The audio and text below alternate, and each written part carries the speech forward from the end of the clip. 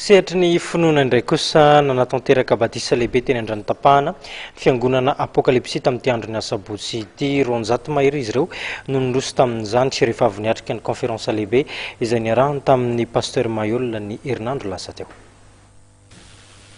Nanatanteraka batisa teny Andranotapahana fiangonana apokalipsy marainio aka olon-dehibe mandridina ny 500 no nirosy tamin'izany rehefa nanatrika ilay conférence fanazavana ny baiboly ara-matematika sy fizika ary siantifika izay nitanterahany pasteur Mayol mpitarika ity fiangonana ity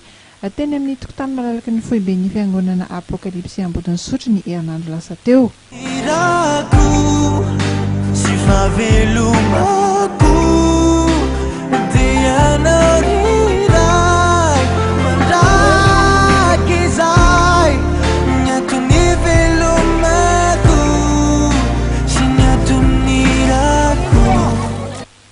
Araka nambaran'ity mpitandrina ity dia manohy ny fitorinan'ny filazantsara ny tenany sy ny fiangonana apokalipsy izay tarihany amin'ny raha ihany koa fotoana feno fanomezana sy filaminana ho an'ny vahoaka malagasy ho amin'ity 4 ambin'ny folo sy 2 arivo ity.